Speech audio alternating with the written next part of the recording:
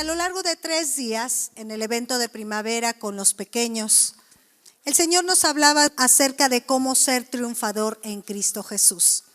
Y a través de diferentes actividades dinámicas, obras de teatro, de títeres, un ring de lucha, los pequeños aprendieron estas verdades espirituales, cómo ser un triunfador en Cristo Jesús. Y como Dios es un Dios de generaciones, también el Señor quiere impactar nuestras vidas, a nosotros como padres, como mayores de 20 años, de cómo ser esos triunfadores en Cristo Jesús. Por ello, el tema en esta mañana es alcanzando el triunfo, con el propósito de que la palabra que fue sembrada en el corazón de los niños y ahora al conocerla nosotros podamos ministrarla y administrarla sabiamente para que ellos vayan creciendo, no solamente en estatura, sino aún en gracia, en sabiduría para con Dios y para con los hombres. El tema en esta mañana es alcanzando el triunfo. Yo le voy a invitar a que nos pongamos de pie y tome de la mano a su esposo, a su esposa, a su familiar que tiene ahí cerca, aún aquellos hermanos que no tienen algún familiar, acérquese, adopte a un hermano en esta mañana y vamos así juntos, porque dice la palabra que donde hay 2 o más reunidos en su nombre, ahí está el Espíritu Santo. Y cuando los discípulos estaban unánimes juntos en oración y ruego, descendió el Espíritu Santo sobre la vida de su pueblo. Y vamos a pedirle que el Espíritu Santo descienda en esta mañana en medio de su pueblo. Gracias, Dios, por la ministración de tu presencia a través de la alabanza. Señor, porque tú has traído ese Espíritu Santo a animarnos, a encendernos, a llenarnos. Padre, te damos gracias porque tu palabra no va a regresar vacía en medio de nuestros corazones, sino el propósito por el cual tú la has enviado a nuestras vidas va a dar un fruto y este fruto va a ser abundante y permanente. Dios, en este momento abrimos nuestro corazón a tu palabra, abrimos nuestro corazón a tu presencia y desde esta hora, Señor, permite que nada ni nadie, Señor, arrebate esta palabra de nuestras vidas. Que ni las aves de los cielos, ni las piedras, ni las raíces ahoguen tu palabra, sino que puede dar fruto al 30, al 60 y al 100 por uno. Queremos ser tierra fértil, Señor, y tierra fértil en la cual tu palabra ha de crecer en abundancia. Te bendecimos y te damos gracias porque juntos, como familias, podemos recibir tu enseñanza, podemos recibir la unción de tu Espíritu Santo. En el nombre de Jesús, amén. Amén. Gracias. Tome su lugar, por favor. Alcanzando el triunfo. ¿Quién desea ser un triunfador? ¿Quién desea ser una persona exitosa, vencedora, victoriosa? El día de hoy, en la actualidad, vemos cómo el individualismo y la necesidad de éxito personal está fuertemente arraigado en la vida de las personas. Actualmente, los valores que definen el triunfo en la sociedad tienen que ver más por cuestiones materiales, económicas y logros personales. Reza el dicho: dime cuánto tienes y te diré cuánto vales. ¿Usted lo ha escuchado? Y las personas aún se dejan alumbrar y prefieren unirse con aquellos que posiblemente les pueden proporcionar un bien material, que con aquellos que pueden ministrarles un bien espiritual. Aún lamentablemente en Cristo esto acontece, porque siguen poniendo la mirada en las cosas de la tierra y no en las cosas de arriba. Y está escrito en la palabra que las cosas que se ven son temporales, pero las que no se ven son eternas. Y estos son los valores que usted y yo debemos de aprender y aunque nosotros debemos de enseñarles a cada uno de nuestros hijos. Lamentablemente muchos padres han caído en el engaño del mundo, en las corrientes del mundo, en los deseos de la carne, en la vanagloria de la vida. Usted ha leído esa palabra que dice en la primera carta de Juan: el mundo pasa y sus deseos, pero el que hace la voluntad de Dios permanece para siempre. Y estos valores van y vienen. Los valores que se veían en la década de los 60, de los 70, de los 80 son muy diferentes a los valores de la actualidad. Pero los valores de la Biblia son los mismos, son eternos. Porque el cielo y la tierra pasarán, pero sus palabras no pasarán.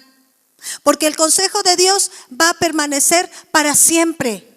Porque Dios es el mismo ayer, hoy y por los siglos, y su palabra también. Y entra dentro de cualquier nivel cultural, social y económico. Los principios y valores que nos habla la Biblia no cambian. Permanecen hasta 1000 generaciones. Y muchos padres, en su afán de que sus hijos sean hijos victoriosos, triunfadores, los llenan de conocimientos, que es bueno, porque sin conocimiento el pueblo se pierde.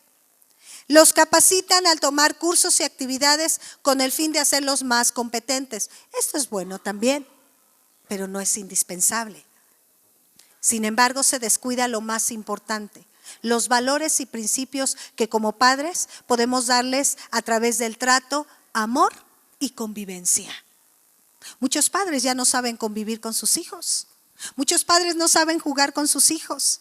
Precisamente el viernes tuvimos nuestra actividad de cierre para ser triunfadores, que todos los papás con los hijos realizaban la misma actividad. Y ahí tienen a los papás sosteniendo a los piecitos de los hijos en carretillas, caminando a gatas, saltando de cojitos, jugando footbase, jugando fútbol y todos disfrutando.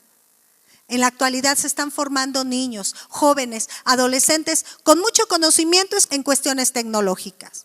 Anteriormente yo me acuerdo que mis padres me enseñaron a manejar una máquina Olivetti.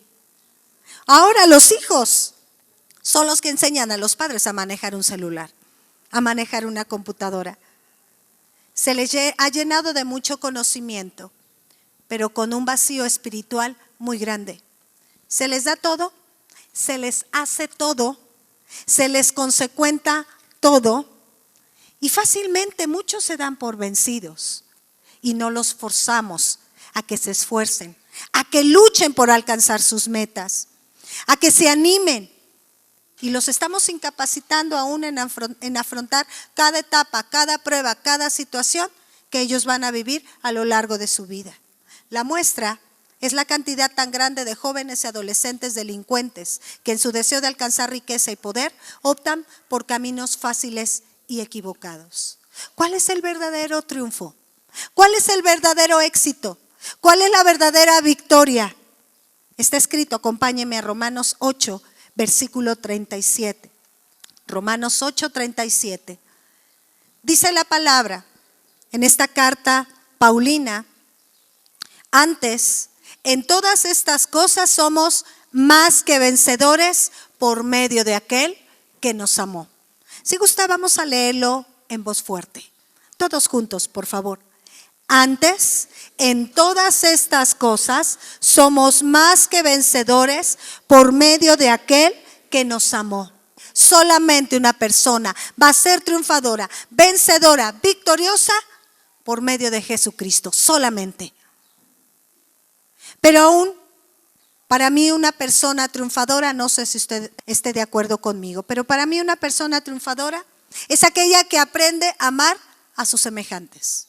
Para mí una persona triunfadora, victoriosa, exitosa, es aquella que sabe perdonar y nunca busca hacerle mal al prójimo. Una persona triunfadora es aquella consciente de sus debilidades y busca crecer día a día en una aceptación a su ser y en un continuo mejorar de su interior. Por eso está escrito en la palabra que la senda de los justos es como la luz de la aurora, que ve en aumento hasta que el día es perfecto. Y no solamente los niños crecen en estatura y en gracia para con Dios y los hombres, sino cada uno de nosotros. Debemos ir creciendo de triunfo en triunfo y de victoria en victoria. La persona que usted fue en el 2014 no tiene que ser la misma en el 2015. Es más, la persona que fue antes de Semana Mayor no debe de ser la misma después de Semana Mayor. Tiene que ser mejor. Porque como hemos aprendido en otras ocasiones, en el Señor debemos de ir de menos a más, como la luz de la aurora. Una persona triunfadora, un niño triunfador va a crecer en el seno de una familia triunfadora y es aquella en donde todos sus miembros se relacionan, se ayudan, se integran, se aman, se cuidan, se respetan. Eso es una persona, una familia triunfadora. Y todo esto es muy independiente a lo que el mundo ha establecido como una persona de éxito, con base a sus niveles o capacidades materiales y económicas. Una persona triunfadora, como está escrita en la segunda carta de los Corintios, tiene más su mirada en las cosas de arriba y no en las de la tierra. No mirando las cosas que se ven, porque las cosas que se ven son temporales. Y pone su mirada en las cosas que no se ven, porque las cosas que no se ven son eternas. Una persona victoriosa o de éxito que alcanza su triunfo en la vida es aquella que alcanza su propósito de vida. Usted y yo fuimos creados para alabar por la eternidad el nombre de Dios. Lo que hace unos momentos pudimos percibir de esa unción, de esa presencia gloriosa del Señor, es una probadita de lo que vamos a experimentar en el cielo. Para eso fuimos usted y yo creados, para glorificar el nombre del Señor. Usted no fue concebido en el vientre de su madre por un accidente. Usted y yo no fuimos concebidos en el vientre de nuestra madre para fracasar. El ser humano no fue creado para que se suicide, para que esté encarcelado, pase sus últimos días de su vida en una cárcel. No fue creado para que se dedique al narcotráfico. No fue creado para ser fracasado, derrotado, para padecer sufrimientos. El ser humano fue creado para alabar el nombre del Dios poderoso, el nombre del Dios triunfador, el nombre del Dios que venció a la muerte. Para eso usted y yo fuimos creados, con el propósito de exaltar su santo nombre. Usted y yo fuimos creados para heredar la vida eterna, hermano. Por eso es que Dios mandó a su Hijo unigénito, para que todo aquel que en Él creyera no se perdiera, sino que pudiera tener vida eterna y vida en abundancia. Dios no retarda su promesa. Dios no desea que ningún hombre se pierda, sino que todos procedan al arrepentimiento. Por eso es que sigue creando vida. Porque algún día, como nos leía el Señor a través de nuestro hermano Jorge, millares de millares de millares, y oí una voz en los cielos como estruendo de muchas aguas, declararán: santo, santo, santo, santo es su nombre, junto con los ángeles del cielo. Fuimos creados para vivir eternamente junto a Él. Por eso es que dice la palabra que Él ha puesto eternidad en el corazón del hombre. Pero hay muchas personas que se sienten fracasadas. Hay muchas personas que no se sienten con victoria, que ya se han sentido vencidos. Y por eso muchos optan por los suicidios, por el abandono. Hay niños que no actúan como niños triunfadores, porque humillan, se burlan de otros, pegan, acusan, tienen una rebeldía y una desobediencia total. No obedecen a ninguna persona, quieren que todo les hagan y no hay un espíritu de servicio en ellos, hay un egoísmo, no han aprendido a compartir. Y todo esto es porque los estándares del triunfo o éxito que se les han inculcado no son lo que les corresponde a lo que Dios enseña en su palabra. Un triunfador respeta al prójimo y empieza a vivir los valores de Cristo.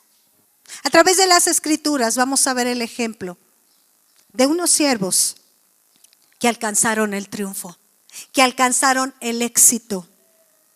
Porque mire, una persona triunfadora, una persona con éxito trasciende para vida eterna. Una persona que ha sido vencedora, aún estando ya en la presencia de Dios, sus hechos siguen hablando, sus obras siguen hablando. Una persona triunfadora, aún su vida misma, sigue ministrando paz, gozo, presencia del Espíritu Santo. Mi esposo y yo y algunos hermanos conocemos un hermano que ya está en la presencia del Señor. Ya hace más de una década que ya está con el Señor gozando de su presencia. Nuestro amado hermano John Garlock era un varón que aún su obra, sus hechos, sus palabras, sus testimonios de poder de Dios siguen hablando en nuestras vidas. Y recordamos tanto, un varón muy alto, medía casi 2 metros.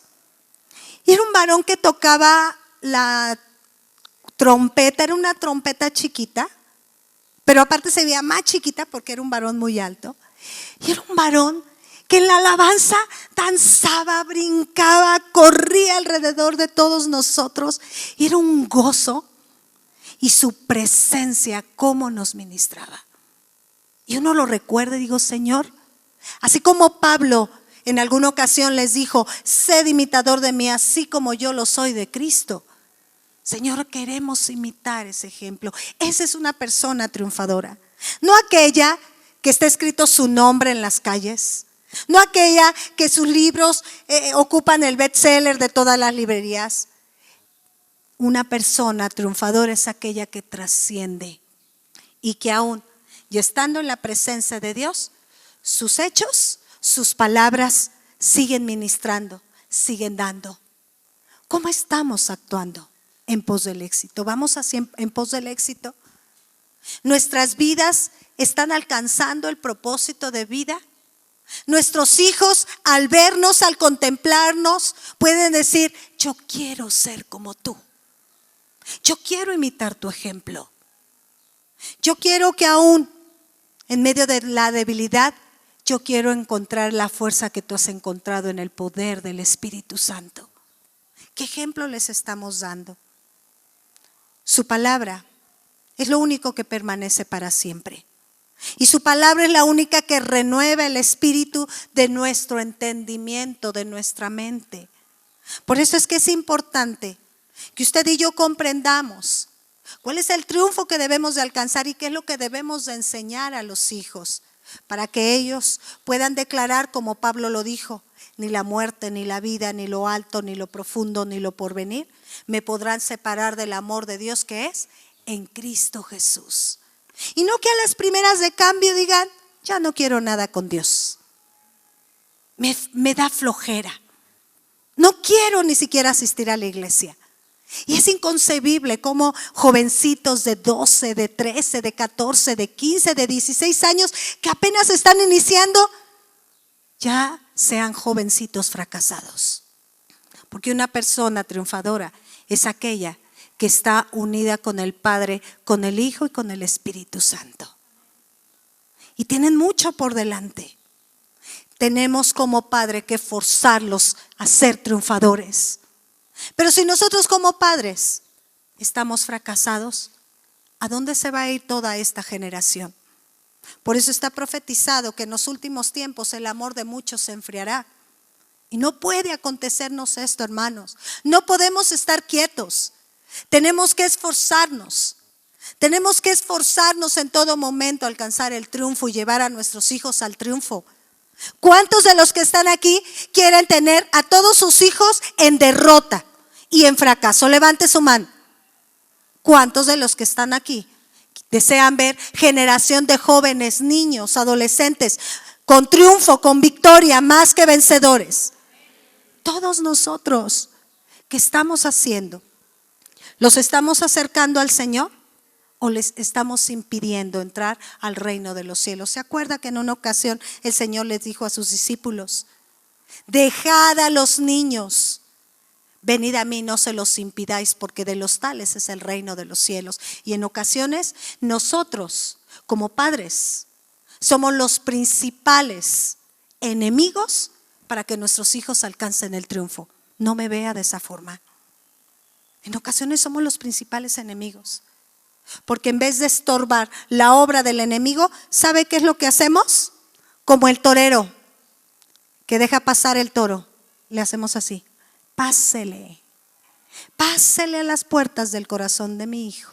Pásale a las puertas del corazón de mi hija. Tienes todo por delante.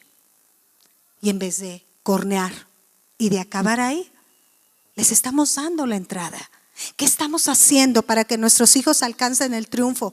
¿Y por qué lo estamos así? Porque en ocasiones no sabemos que nosotros mismos no estamos alcanzando el triunfo. ¿Qué es el triunfo? Triunfo es la victoria sobre un contrario o rival. Victoria sobre un contrario o rival. Y tal pareciera que tenemos la victoria, ¿verdad? Y tal pareciera que el contrario o el rival en muchos hijos es el mismo Dios y el aliado es el enemigo. Y ya de entrada estamos desarrollando hijos fracasados. El triunfo es el éxito resultado perfecto en algo, lo que sirve de trofeo y acredita una victoria. Costar un gran esfuerzo. Una persona triunfadora es aquella que se esfuerza, que lucha, que persevera. Por eso es que dice la palabra, el que persevere hasta el fin, ese será salvo. El que persevera hasta el fin, ese será triunfador. Y muchos a la primera de cambio tiran la toalla, como dicen por ahí. Sinónimos de triunfo: victoria, éxito, corona, ganancia, prosperidad. Significa que cuando el Señor nos habla en la palabra, en la tercera carta de Juan, en el versículo 2, cuando dice: amado, yo deseo que seas prosperado en todas las cosas y que tengas salud, así como prospera tu alma, significa que nos dice: amado, yo anhelo, yo deseo que tú seas un triunfador. Yo deseo que tú tengas victoria. Yo deseo que tú seas más que vencedor por medio de aquel que nos amó, como leíamos en la carta a los Romanos. Ese es el deseo del corazón de Dios. Pero ¿sabe por qué no alcanzamos el triunfo? Porque no conocemos el corazón de Dios. ¿Cómo vamos a conocer el corazón de Dios? A través de su palabra. Por eso el salmista en el versículo 103 del Salmo 119 decía: oh, cuánto amo yo tu ley. Todo el día es ella mi meditación. El Señor le decía a Josué en el capítulo 1 de los versículos 5 al 9: nunca se apartará de tu boca este libro de la ley, sino que de día y de noche meditarás en él. En Deuteronomio 6, que le decía el Señor al pueblo de Israel: de estas palabras que yo te mando hoy, las repetirás a tus hijos cuando andes en el camino y al acostarte, y las pondrás en los dinteles de tu puerta, en las tablas de tu corazón. Cada palabra de Dios. Qué importante es llenarnos de la palabra de Dios. Pero qué importante, y con todo mi amor se lo digo, llene el corazón de sus hijos con la palabra de Dios. Porque la palabra de Dios es el único martillo que quebranta un corazón endurecido. Porque la palabra de Dios es el único martillo que quebranta la roca de un corazón rebelde, de un corazón desobediente, de un corazón que no quiere nada del Señor. Se dice por ahí: es que soy de cuna cristiana. La cuna cristiana no se hereda. Las promesas se alcanzan y se arrebatan y se viven. Qué importante es que cada hijo, cada persona alcancemos la victoria. Y es también importante, otro sinónimo de victoria o de triunfo es brillo, resplandor. ¿De qué le habla esto? Dice la Escritura: yo soy la luz del mundo, el que me sigue no andará en tinieblas, sino que tendrá la luz de la vida. Solamente con la luz de Jesucristo podemos apartar las tinieblas en medio de nuestro corazón. Una persona triunfadora es igual a una persona vencedora, conquistadora. Hay un dicho que dice por ahí que más importante es que un hombre conquiste su propio corazón que en vez de conquistar imperios. Cuando conquistó o cuando conquista Jesucristo su corazón, entonces va a conquistar todo lo demás y va a ser un triunfador. Antónimos, es muy sencillo decirlo, pero vamos a recordar un antónimo de triunfo: fracaso, caída, perder, fallar, hundirse, frustrar, abortar, abandonar. Muchas personas viven fracasadas porque abandonaron el camino del Señor. Son personas fracasadas porque cambiaron la verdad del enemigo por la verdad de Dios. Tenemos que combatir al enemigo. Y mire, el enemigo siempre va a tratar de entorpecer el triunfo en nuestras vidas, porque el enemigo viene a robar, matar y destruir. Y el enemigo no descansa. Él trabaja los 365 días del año, y aun cuando es año bisiesto, trabaja 366 días al año.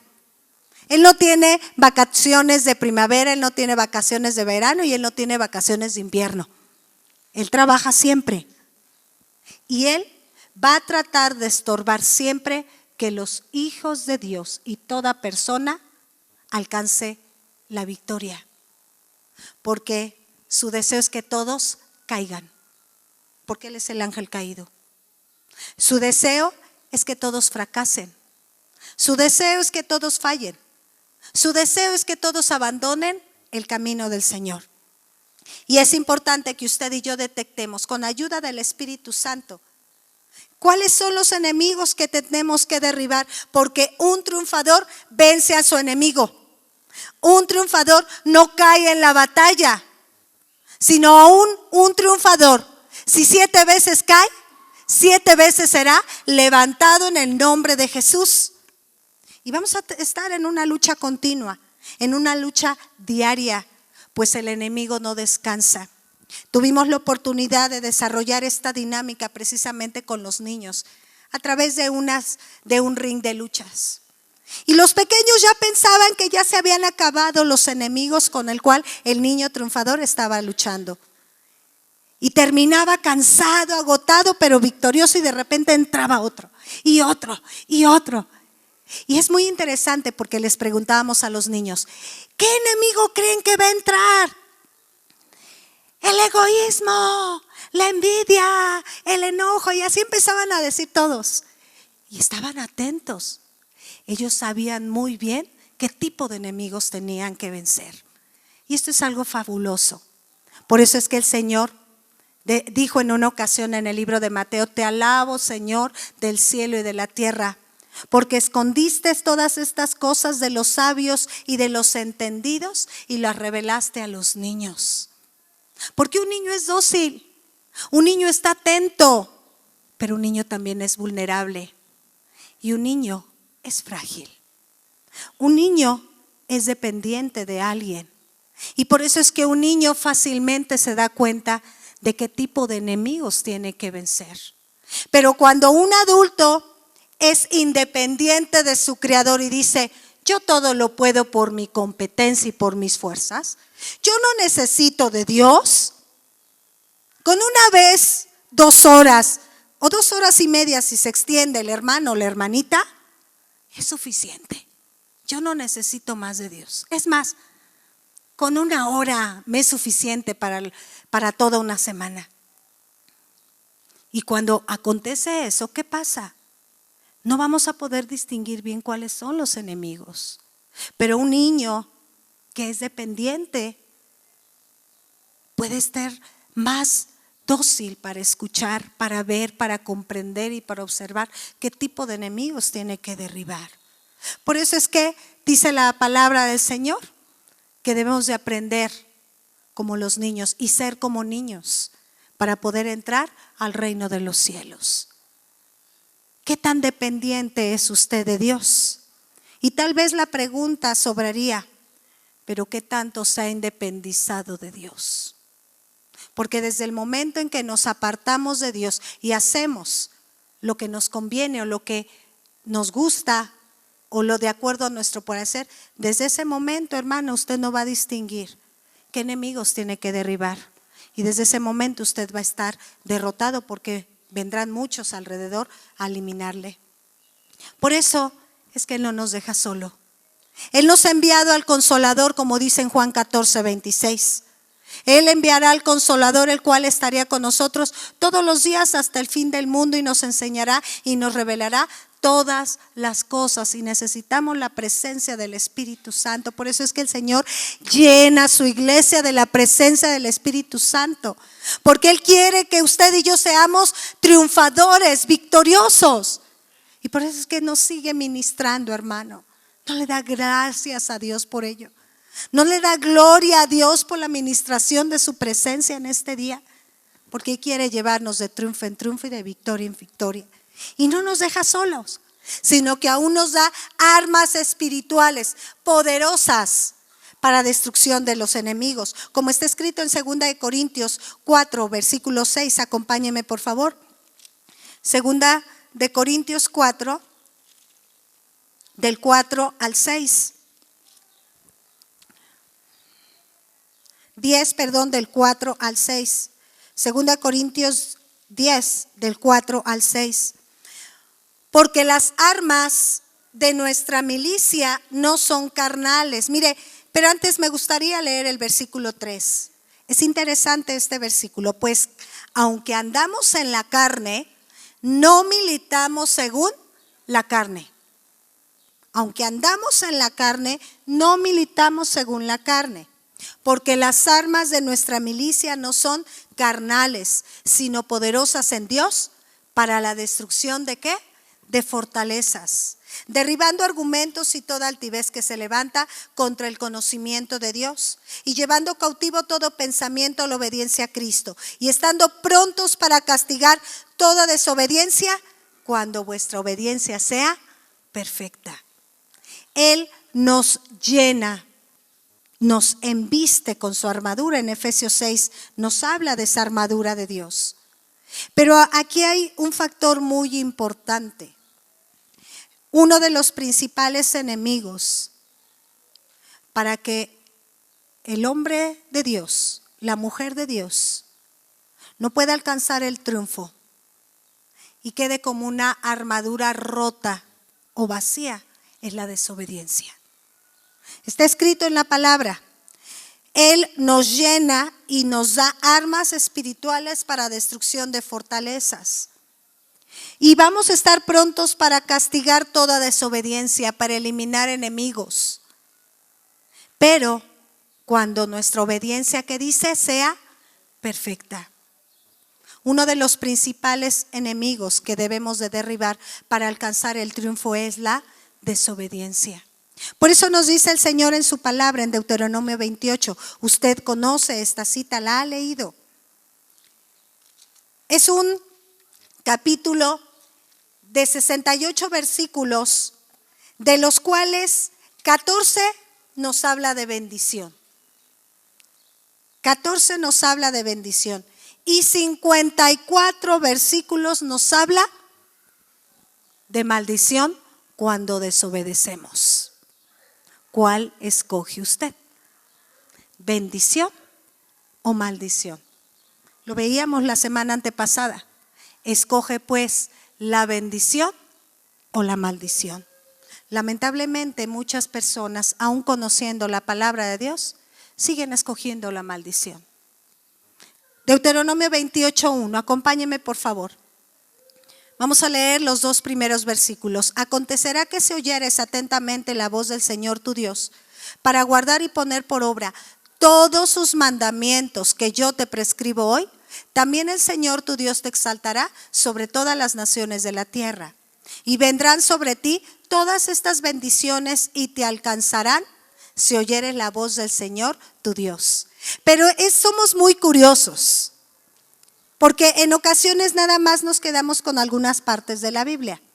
Y nos grabamos: y vendrán sobre mí todas estas bendiciones y me alcanzarán. Señor, tú lo dices en tu palabra, porque como está escrito en Números, tú no eres hombre para que mientan, hijo de hombre para arrepentirte de cada una de las buenas palabras que tú has dicho. Tú lo dices y lo confirmarás, lo realizas y lo ejecutarás. Y ahí le empezamos a recordar al Señor todo. Y tú eres fiel y en tu palabra son sí y amén todas las cosas. Pero hay una parte de esfuerzo. ¿Se acuerda que veíamos que uno de los conceptos de triunfo es ser esforzados? Tener esfuerzo, trabajo. Y está escrito en la palabra: si oímos atentamente la voz del Señor nuestro Dios. Cuando escuchamos únicamente la voz del Señor nuestro Dios, todas estas promesas alcanzarán nuestra vida y seremos triunfadores. Cuando nosotros guardamos y ponemos por obra todos sus mandamientos, que dice: Dios te exaltará sobre todas las naciones de la tierra. Por eso es que uno de los principales enemigos que debemos de derribar para alcanzar el triunfo es la desobediencia. ¿Cómo está el nivel de nuestra obediencia hasta el día de hoy? Por eso es importante comernos la palabra de Dios, llenarnos de la palabra de Dios para conocer cuáles son sus mandamientos, cuál es su voluntad perfecta, que siempre será agradable y perfecta en nuestras vidas. Esa buena voluntad de Dios. Qué importante es que usted y yo obedezcamos al Señor, porque cuando obedecemos entonces tendremos la oportunidad de tener esa autoridad en el nombre de Jesucristo, de derribar todo argumento que se levanta en contra del conocimiento de Dios, como leíamos en 2 de Corintios 10, derribando todo argumento y altivez. Todo ello tendremos la oportunidad, y aún castigar toda desobediencia, siempre y cuando nuestra obediencia sea perfecta. Y hay un ejemplo precioso, y no podemos apartar de ese ejemplo máximo de nuestro Señor Jesucristo. Pero mire, yo le voy a dar el ejemplo de nuestro Señor Jesucristo como hombre. Porque aquí en la tierra Él vino como hombre. Él vino en carne y hueso. Dice la Escritura que Él fue el tentado en todas las áreas de su vida. ¿Sabe usted que Jesucristo también fue adolescente? ¿Y tuvo la oportunidad de ser rebelde? ¿Tuvo la oportunidad de ser contestón? Tuvo la oportunidad de decir, no quiero ir a la sinagoga. Tuvo la oportunidad de decirle a su papá, a ver, dame. Mira, yo ya mido 1.70 y tú mides 1.50. Jesucristo tuvo la oportunidad de que muchas chicas se le acercaran. Porque aun cuando dice la Escritura que no había hermosura en su rostro, nada más una persona que ama al Señor con todo su corazón es una persona apetecible ante hijos o hijas de Dios o ante hijos del diablo. Yo le digo, ante palomitas y ante gavilanes. Y no tenía hermosura. Por eso es que el Señor no mira lo que mira el hombre. Dios mira el corazón, como está escrito en 1 Samuel 16:7. Jesucristo fue tentado en todas las cosas. Jesucristo fue un niño de 1 año y medio que apenas empezaba a caminar y estaba en la sinagoga viendo los bar mitzvah, quietecito, calladito, bien portadito. Porque dice la Escritura en Lucas 2:42 que el niño crecía en gracia, en sabiduría y en estatura para con Dios y para con los hombres. Jesucristo en carne, Él vivió hambre, Él tuvo sueño, Él tuvo cansancio. Él en ocasiones se molestó. ¿Se acuerda cuando volcó la mesa de los cambistas? ¿Usted cree que todos los latigazos y todo el tiempo de él antes de llegar a la cruz, ¿usted cree que a Jesucristo no le dolió? Por supuesto que sí le dolió. Por eso es que dice la Escritura que en el huerto de Getsemaní, cuando Él estaba clamando y orando por su Padre, decía que pase de mí esta copa, pero que no se haga mi voluntad sino la tuya, porque el Señor estaba sufriendo todo el peso de la humanidad, todos los dolores, todos los sentimientos, todas las enfermedades. ¿Usted alguna vez ha tenido 5 enfermedades juntas en un solo tiempo? Levante su mano. 3, 2, 1. Todos, levante su mano, todos alguna vez nos hemos enfermado. ¿Y cómo se siente? En valle de sombra de muerte, hermano.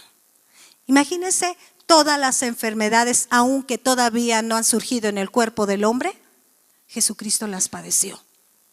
Y Él lo sufrió en carne, en carne. Hebreos 5, del 7 al 10, dice el Señor. Y Cristo, y aquí no los especifica, en los días de su carne, ofreciendo ruegos y súplicas con gran clamor y lágrimas al que le podía librar de la muerte, fue oído a causa de su temor reverente. Qué hermosas palabras. Y aunque era hijo, por lo que padeció, aprendió la obediencia. ¿Para aprender a la obediencia se tiene que padecer? Sí. Tenemos que menguar para que Él crezca. Y habiendo sido perfeccionado, vino a ser autor de eterna salvación para todos los que le obedecen. Y fue declarado por Dios sumo sacerdote según el orden de Melquisedec. Mire, en los días de su carne, Cristo, que fueron poco más de 33 años, ¿cuál fue la actitud de nuestro Señor Jesucristo como hombre? Él nunca fue independiente de su Padre. Él fue como un niño, dependiente todo el tiempo de su Padre. Antes de que amaneciera el Señor, yo estaba postrado buscando el rostro de Dios. Todo el tiempo al lado de su Padre. Y mire, no era cualquier oración lo que Él ofrecía. Mire cómo oraba el Señor Jesucristo como hombre. Ruegos y súplicas con clamor y lágrimas. ¿Significa que el Señor le dolía? Sí. ¿El Señor se sentía en ocasiones débiles? Sí. Por eso es que Pablo decía, cuanto más débil soy, más fuerte eres tú. Y el Señor que le responde, bástate mi gracia porque mi poder se perfecciona en tu debilidad. Y esto era lo que acontecía en el Señor Jesucristo. Decía, Señor, separado de mi Padre, nada voy a poder hacer. Está escrito en la palabra en Juan, yo soy la vid y vosotros los pámpanos. Separados de mí, nada podéis hacer. Y creemos que los pámpanos podemos andar solitos. Pero cuando un pámpano se aparta de la vid, se seca y se destruye. Solamente con el Señor. Y mire, Él fue oído a causa de su temor reverente. ¿Cuál era ese temor reverente? Ese amor al Señor, esa obediencia al Señor, esa santidad al Señor. Por eso está escrito en la palabra en Levítico, sin santidad nadie verá al Señor.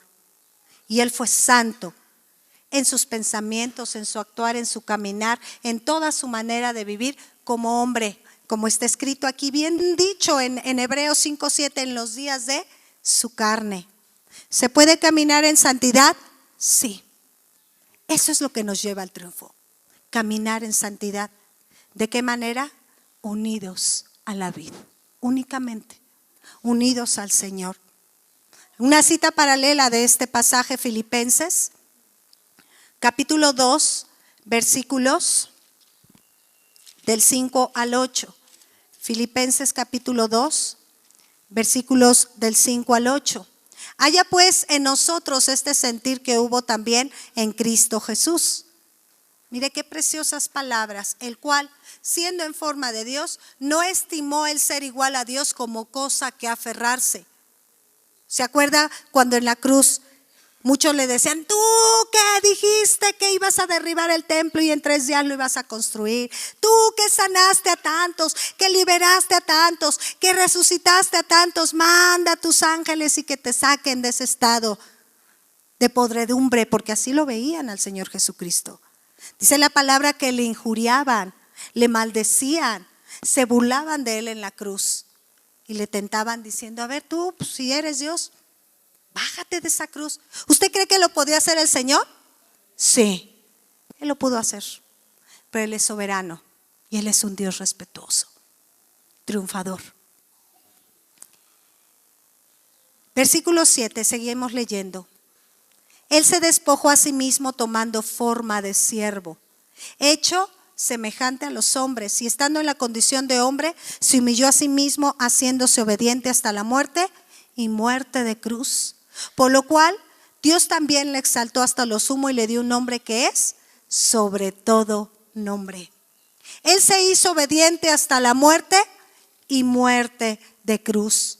Él fue más allá. Él triunfó sobre la muerte. Él venció a la muerte, Él venció al pecado. Y mire, Él venció a la muerte y al pecado no para que Él fuese librado del dolor, sino que Él venció a la muerte para que usted y yo fuésemos librados del dolor, hermanos. Por eso es que una persona triunfadora es aquella persona que triunfa para que los demás triunfen. Una persona victoriosa es victoriosa para que los demás reciban esa victoria. Una persona que triunfa no busca lo suyo. Por eso es que dice en 1 Corintios 3, el amor no busca lo suyo. El amor todo lo espera, todo lo sufre, todo lo cree, todo lo soporta. El amor no tiene envidia. Una persona que triunfa no se queda el triunfo para sí, para ser galardonada a sí misma, para recibir privilegios para sí. Una persona triunfadora, una persona que alcanza el triunfo, lo alcanza para el bien de los demás. Ese es el secreto, hermano. Su triunfo debe de ser el triunfo de todos. Su éxito debe ser el éxito de todos. Porque cuando nosotros somos más que vencedores por medio de aquel que nos amó, a todos los demás reciben esa administración de su Espíritu Santo. Y mire, hay una persona, vamos a hablar de una persona como usted y como yo, que alcanzó el triunfo de victoria en victoria.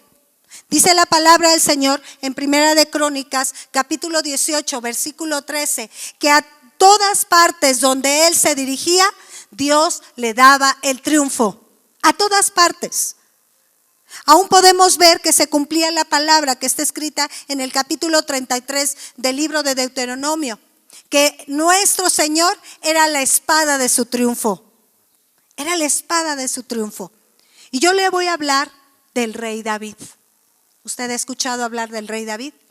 No el de las mañanitas, sino le estoy hablando del rey David, el que hasta el día de hoy su obra y su corazón aún trasciende. Vamos a abrir la palabra en el primer libro de Samuel. Vamos a pasar algunos versículos, pero le voy a invitar a que guarde siempre este pasaje de la Escritura con un separador. El capítulo 17 del primer libro de Samuel es un capítulo un poquito largo y yo le voy a invitar a que en casa, juntamente con su familia, lo lea, lo estudie y lo medite. Vamos a ver aquí algunos versículos nada más. Vamos a recordar, vamos a hablar un poquito qué es lo que pasó, qué es lo que estaba aconteciendo en estas épocas. Estaba el pueblo de Israel, un pueblo que durante muchas generaciones era un pueblo guerrero, un pueblo de victorias, un pueblo que estaba preparándose para las batallas. El pueblo de Israel enfrentó a muchos reinos. Usted recordará cuando el Josué, quien llevó al pueblo de Israel a la tierra prometida, pues venció muchos reinos, conquistó muchos imperios. Entonces el pueblo de Israel era un pueblo que ya estaba adiestrado para la batalla. Pero en este tiempo tenían un enemigo, el pueblo de los filisteos. Y dentro del pueblo de los filisteos, ellos, su retaguardia, era un gigante aproximadamente de 3 metros que se llamaba Goliat. Y era su retaguardia. Y el pueblo de Israel, nada más de ver a ese gigante, ¿qué cree que pasaba? Se atemorizaba. Era muy curioso este caso. El pueblo de Israel estaban adiestrados. Tenían toda su armadura. Tenían todos sus instrumentos de guerra y de batalla. Pero ¿qué cree? Antes de pelear ya estaban totalmente derrotados. Ya estaban totalmente acabados. ¿Cuál era el principal enemigo del pueblo de Israel? ¿Quién dice Goliat? Levante su mano, ¿quién dice Goliat? Todos muy bien. El principal enemigo del pueblo de Israel era el miedo, era el temor, era la angustia. Y este gigante los amedrentaba burlándose de ellos, los maldecía. Pero ¿sabe qué es lo sorprendente? Que el pueblo de Israel se creía todo lo que les decía este gigante. Por eso es que en Deuteronomio 28, versículo 1, ¿qué nos habla el Señor? Si oyeres atentamente su voz. El pueblo de Israel no estaba oyendo la voz de Dios. ¿Cuáles eran las voces que estaba escuchando? La de Goliat. La de Goliat. Y David era el hijo menor de un varón, Isaí. Tenía 8 hijos. Y en ese tiempo David era un joven adolescente. Era un jovencito adolescente. Él todavía no estaba preparado para una guerra. Todavía no cumplía los 20 años. En ese tiempo, a la edad de los 20 años, ya los empezaban a preparar para la guerra, para la batalla, para el servicio militar. De tal manera que David era un jovencito, era un adolescente. ¿Cuántos años tendría? Posiblemente unos 19, posiblemente unos 13, posiblemente unos 12. Y es bien curioso, ¿no? Porque en la etapa de la adolescencia es la etapa en la cual los chavos se sienten más galanes, ¿verdad? Pero curiosamente es la etapa en donde se empiezan a poner como alienígenas, así la cabezota y el acné y flacos, ¿verdad? Pero aquí les voy, las traigo muertas a todas. Imagínense cómo era el aspecto de David, un jovencito, frágil, delgadito. Tal vez pudiéramos pensar que era flacuchín, ¿verdad? A lo mejor por ahí con un poquito de acné. Pero era el hijo menor de Isaí. Y estaban todo el pueblo de Israel amedrentados, porque Goliat les hablaba palabras de maldición, palabras ofensivas. En el versículo 24 de este capítulo dice: y todos los varones de Israel que veían a aquel hombre, ¿qué dice? Huían de su presencia y tenían gran temor. Él se adelanta para provocar a Israel, dice una parte del versículo 25. Al que venciere el rey le enriquecerá con grandes riquezas y le dará su hija. Ese era el pago. El que venciere, no todo al pueblo de filisteos, sino ¿a quién? Al gigante. Y en el versículo 26, mire lo que dice David. Entonces habló David a los que estaban junto a él diciendo: ¿qué harán al hombre que venciere este filisteo y quitare el oprobio de Israel? Mire lo que vio inmediatamente David. David no estaba en el campo de batalla, fue a asomarse y se dio cuenta inmediatamente qué era lo que estaba aconteciendo a sus hermanos. Se dio cuenta cómo los filisteos, a través de Goliat, fue el pueblo de Israel objeto de oprobio. Porque ¿quién es este filisteo incircunciso para que provoque a los escuadrones del Dios viviente? Aquí lo que estaba diciéndoles, así como que casi me daban ganas de cachetearlos. ¿Qué no se dan cuenta que ustedes son parte del ejército del Dios viviente? David sabía que a través de la alabanza cayeron los muros de Jericó, que a través del poder de su Espíritu Santo fue abierto el mar, que a través de las victorias, cuando Moisés levantaba sus manos al cielo y declaraba: tú eres mi esperanza, ganaban las victorias ante diferentes reyes. David, había una gran diferencia entre David y todo el pueblo de Israel. ¿Cuál era la diferencia? David sabía quién era y David sabía quién no era. David sabía que era parte de los escuadrones de Israel. David sabía, como está escrito en Juan 1:12, mas a todos los que le recibieron, a los que creen en su nombre, les dio la potestad de ser hechos hijos de Dios. David sabía que Dios era su estandarte. Dios era su gloria y su esperanza. El estandarte y la gloria del pueblo filisteo era Goliat. Pero el estandarte y la gloria de David era el rey de reyes y señor de señores. David sabía quién no era. ¿Quién no era? David sabía que no era un fracasado. David sabía que no era menos delante de la presencia de Dios. Porque él sabía, como dice en 1 Samuel 16:7, Dios no mira lo que mira el hombre, Dios mira el corazón. Y David sabía quién estaba en su corazón. Usted recordará lo que dice el Salmo 27:4. En boca de David mismo: una cosa he demandado al Señor y esta buscaré, que esté yo en la casa de mi Dios todos los días de mi vida, para contemplar la hermosura de su santidad y para inquirir en su santo templo. Él sabía en dónde estaba, en la presencia de Dios. Y por eso es que le dio coraje Le dio ese temor reverente, ese celo reverente. ¿Qué acaso no se dan cuenta quiénes son ustedes? Ustedes son parte de los escuadrones del Dios viviente, hermano que me escucha. Algunos vivimos como el pueblo de Israel, derrotados frente a los enemigos, y no reconocemos que somos hijos del Dios viviente. Y vivimos fracasados, derrotados, caídos, y nos abandonamos poco a poco. David sabía quién era, y David sabía quién no era. ¿Sabe usted quién está con usted? ¿Que acaso no dice la palabra, si Dios es por nosotros, quién contra nosotros? Esto lo sabía David. Esto sabía David porque él sabía estar en la presencia del Señor.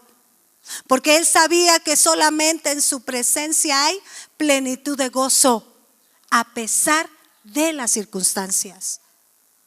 A pesar de las circunstancias. Más adelante, cuando se presenta David y dijo, yo voy a ir a pelear en contra de ese Goliat. Y mire lo que le responde el rey Saúl. Versículo 31, vamos a empezar a leer. Fueron oídas las palabras que David había dicho y las refirieron delante del Saúl, y él lo hizo venir. Y dijo David a Saúl, no desmaye el corazón de ninguno a causa de él.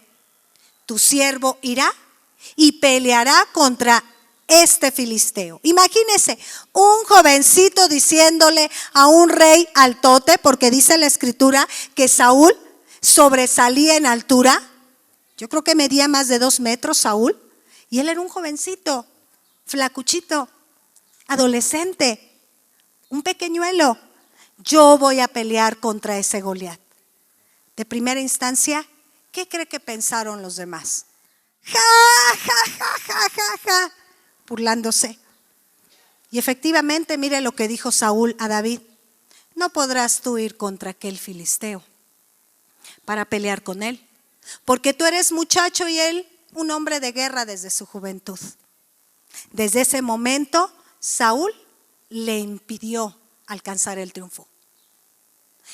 Y en ocasiones a nuestro alrededor hay enemigos de carne y hueso que están impidiendo que alcancemos usted y yo el triunfo.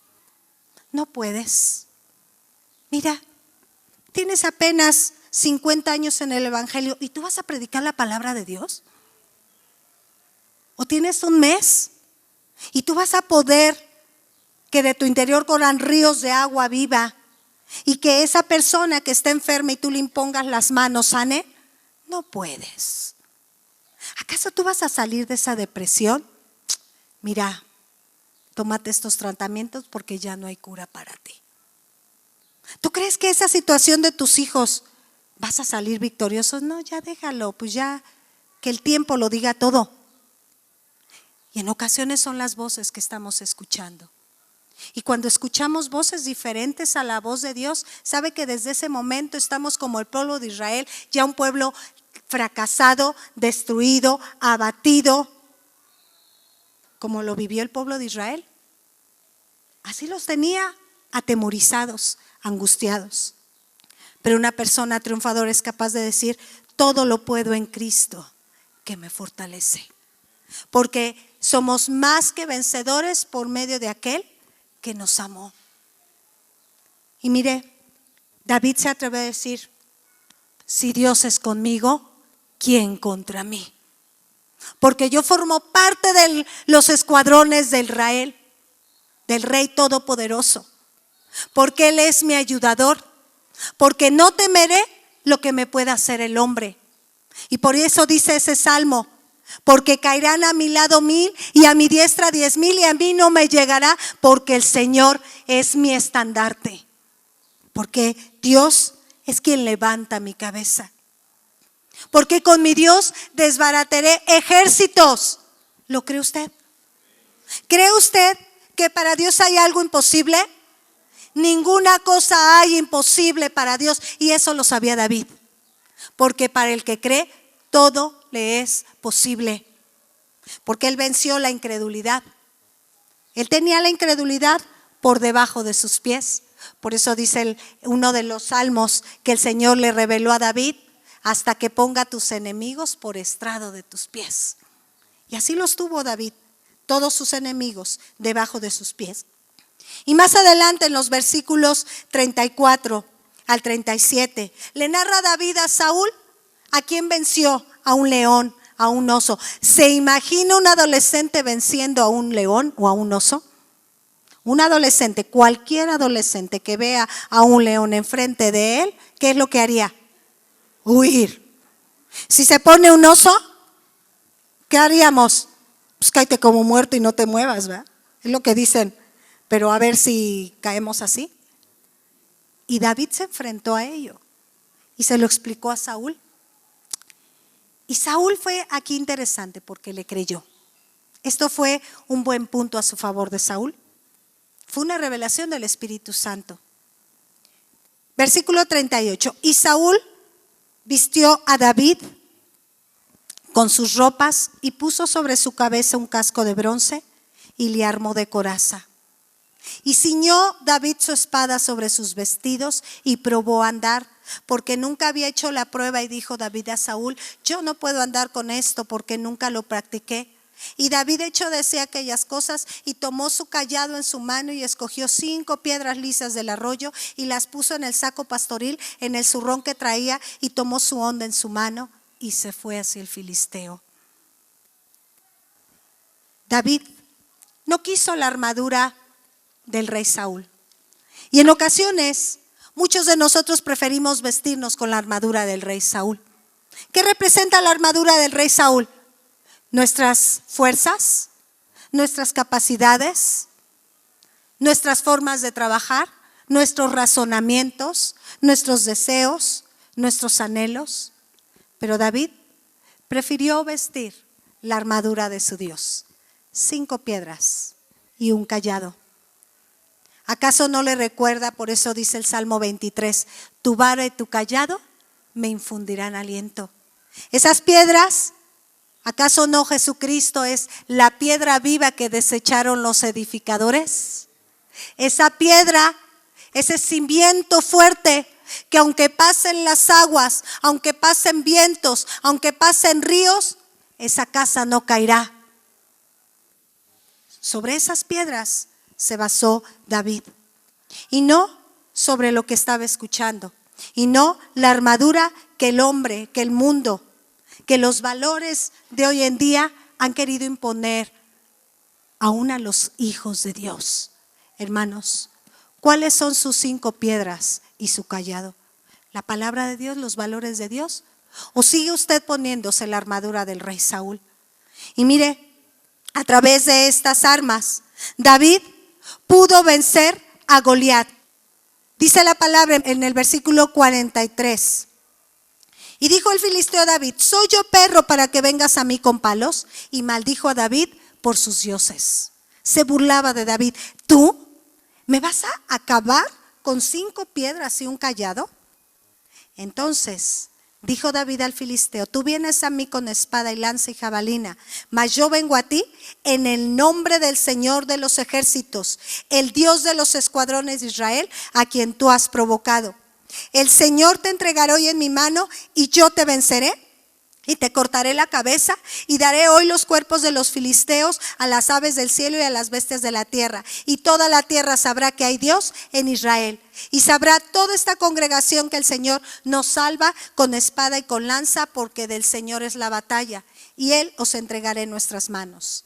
Y aconteció que cuando el filisteo se levantó y echó a andar para ir al encuentro de David, David se dio prisa y corrió a la línea de batalla contra el filisteo. Él no tuvo temor, porque él sabía que el Espíritu Santo estaba sobre él. Y Dios no nos ha dado un espíritu de cobardía, sino un espíritu de poder, de amor y de dominio propio. Y aconteció que cuando el filisteo se levantó y echó a andar para ir al encuentro, David se dio prisa. Y versículo 49, y metiendo David su mano en la bolsa, tomó de allí una piedra y la tiró con la honda e hirió al filisteo en la frente. Y la piedra quedó clavada en la frente y cayó sobre su rostro en tierra. Así venció David al filisteo con honda de piedra e hirió al filisteo y lo mató sin tener David espada en su mano. Por eso es que la palabra de Dios es capaz de derribar todo argumento que se levante en contra del conocimiento de Dios. David fue lleno del Espíritu Santo. Fue lleno de un espíritu de profecía cuando dijo: yo te voy a vencer en el nombre del Señor de los ejércitos, el Rey de los escuadrones de Israel. El nombre que es sobre todo nombre, sobre todo enemigo. Yo te voy a vencer. Pero como hemos tomado el nombre de Dios para nuestras vidas, ¿realmente el nombre de Jesucristo es nuestro ayo, es nuestro amo? ¿Reconocemos su poder y su autoridad? Goliat se burlaba de él. El pueblo de Israel se burlaba de él. Pero David confiaba en el Dios Todopoderoso, como está escrito en Primera de Juan, capítulo 4, versículo 4. Hijitos, vosotros sois de Dios y los habéis vencido. David sabía que era de Dios, porque mayor es el que está en vosotros que el que está en el mundo. Por eso es que es importante, hermanos, llenarnos del Espíritu Santo, como hemos aprendido en otras enseñanzas, no contristarlo, saturándonos de su palabra, llenándonos de su palabra. Por eso es que la palabra de Dios es espada del Espíritu, como dice Efesios 6, bautizándonos en el poder de su fuerza, para que usted y yo podamos ser más que vencedores por medio de aquel que nos amó. David supo ponerse las armaduras de Dios. Esas 5 piedras, ese cayado, eran armas espirituales poderosas para destrucción de fortalezas. Él se llenaba del Espíritu Santo. Él se llenaba de la palabra de Dios. Él se llenaba de su presencia. Él alababa al Señor y reconocía quién estaba con él. Por eso es que él fue el llamado el dulce cantor de Israel. Porque cuando alabamos al Señor, hermanos, cosas suceden. Cuando alabamos al Señor, Él rompe cadenas en nuestro corazón. Cuando alabamos al Señor, Él está en medio de nosotros poderoso para librarnos de nuestros enemigos, para derribar a todos nuestros enemigos. Hay un salmo, por último, el Salmo 18. Precisamente escrito por David, por la unción del Espíritu Santo.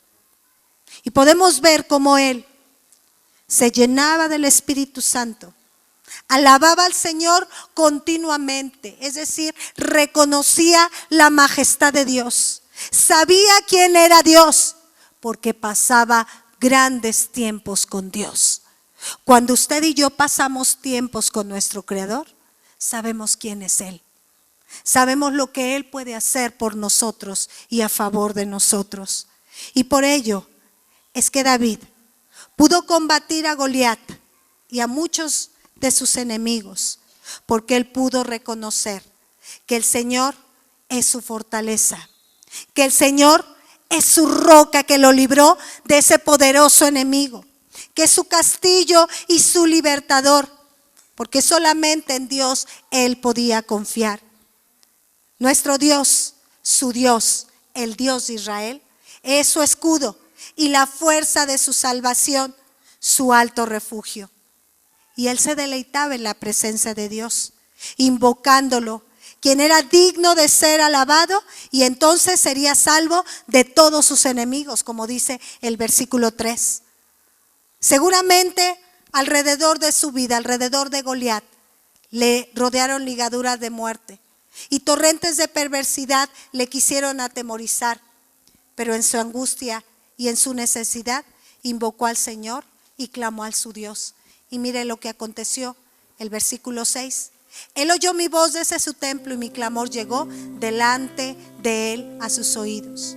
La tierra fue conmovida y tembló, se conmovieron los cimientos de los montes y se estremecieron porque se indignó él. Humo subió de su nariz y de su boca fuego consumidor. Carbones fueron por él encendidos. Inclinó los cielos y descendió, y había densas tinieblas debajo de sus pies. Pero por el resplandor de su presencia, como dice el versículo 12, porque tronó en el versículo 13 en los cielos, y dio su voz, Él envió saetas y los dispersó. Versículo 14, lanzó relámpagos y los destruyó. Entonces aparecieron los abismos de las aguas y quedaron al descubierto los cimientos del mundo. En el versículo 16, envió desde lo alto, me tomó, me sacó de las muchas aguas, me libró de mi poderoso enemigo y de los que me aborrecían, pues eran más fuertes que yo. Porque Él salva al pueblo afligido, Él salva y levanta al pueblo capaz de inclinarse delante de su Dios, de su Creador, y capaz de decirle: bendita eres tú, Señor, la roca de mi salvación. Tú que vengas mis agravios, tú que me libras de mis enemigos.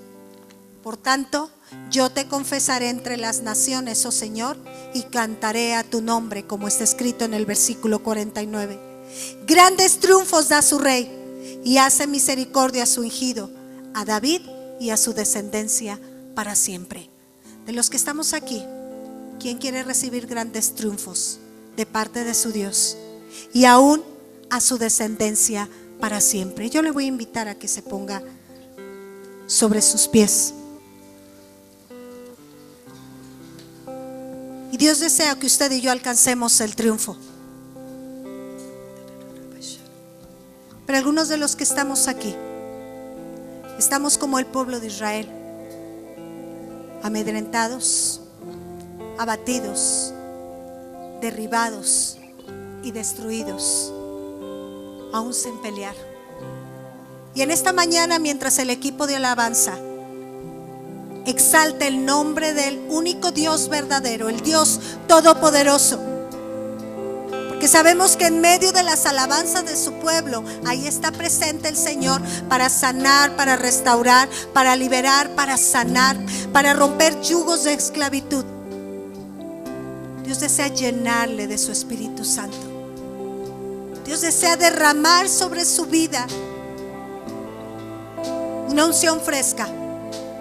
Dios desea quitar esa armadura de Saúl para ponerle su armadura. Y algunos de los que estamos aquí nos sentimos de esta manera como el pueblo de Israel, fracasados, atemorizados. Hemos abandonado la pelea. Es más, hemos huido de la pelea y estamos totalmente destruidos. Pero el Señor en esta mañana quiere ministrar a su pueblo. Quiere decirle: no temas, porque yo estoy contigo.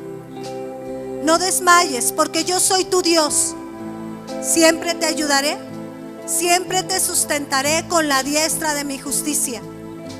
Pero no desmayes. Venid a mí todos los que están cargados y trabajados, porque yo quiero hacerte descansar. Acércate a mí para que yo me acerque a ti. Y algunos de nosotros estamos nada más mirando de lejos la gloria del Señor. El Señor le dice a usted y a mí: entra en el gozo de mi Señor. Algunos de nosotros nada más tenemos al Señor como un pensamiento, como un valor, como una costumbre. Pero Dios quiere ser real en su vida. Dios quiere ser real en su corazón. No solamente que usted lo tenga de oídas, sino que sus ojos le puedan ver, pueda sentir su presencia. Y en este día, en el nombre de Jesús, yo le voy a invitar a que le diga: Señor, yo ya no puedo. A que reconozca su condición. David sabía quién era, pero también David sabía quién no era. Y un triunfador es capaz de reconocer: Señor, yo ya no puedo. He estado peleando esta batalla solo. He estado peleando esta batalla con una armadura falsa, con una armadura que no es mía. He estado peleando esta batalla separado de ti. Y en este día yo quiero pedirte que me perdones. porque aún no he sido obediente a tus palabras, porque aún no he sido obediente a tus mandamientos, sino que me he apartado de tus caminos. Me he apartado completamente de tus caminos. Y en este día, Señor, yo te pido que me perdones. Yo te pido que vengas a mí. Yo te pido que hagas de mí una nueva criatura. Yo le voy a invitar a que, si usted desea ser una nueva criatura en el Señor, desea quitarse de esa armadura de Saúl y tomar esas 5 piedras y ese cayado, levante sus manos al cielo y le diga: Señor, aquí estoy. Aquí está mi vida, Dios. Yo quiero formar parte de los escuadrones de Israel.